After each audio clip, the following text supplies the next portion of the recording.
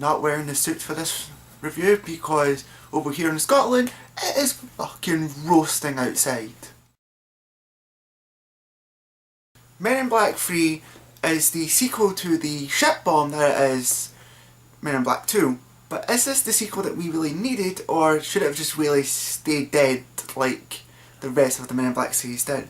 Let's find out. The plot of the story is we have this Randy Savage lookalike breaks out of a prison from the moon, and he somehow goes back in time to kill Kay when he was young, because Kay was the one that sort of sent him to prison, and Jay kind of notices something's different. He then goes back in time to stop him, you know, from killing Kay, and also whatever kind of thing goes on, and along the road he hooks up with young Agent K, and now the two of them have to stop what the guy did. It's a lot of time travel and all that kind of stuff, but let's actually just get into the nitty gritty here. Now, the thing I was really looking for was this film to be better than the second one, because the second one was not good, and I can happily say it is better than the second one, but it starts off kind of what the second one did.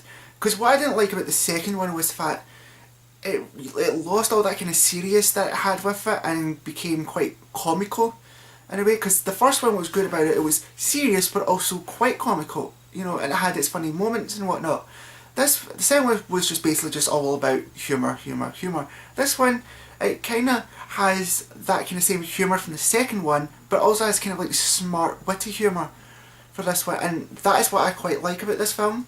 But also, Josh Brolin kills it as not only as young Agent K, but as a young Tommy Lee Jones impersonator.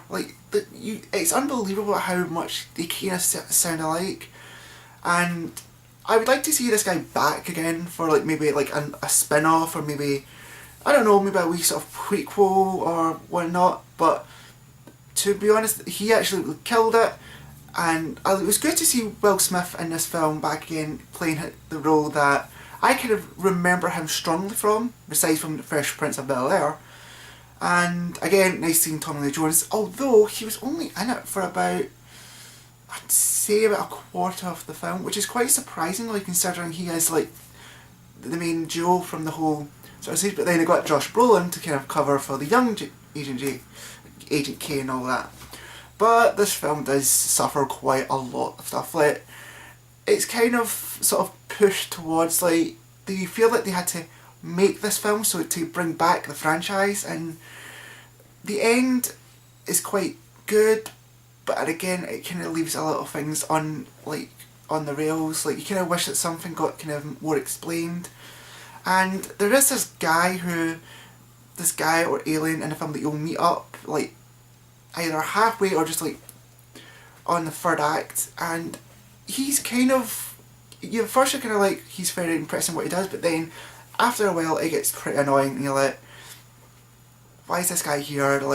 This is stupid. This is the kind of stuff that the second film kind of fell victim to, and again this does it as well, kind of. But other than that, it's not a bad film. It's not the best. It's better than the second one, but it's nowhere near as good as the first.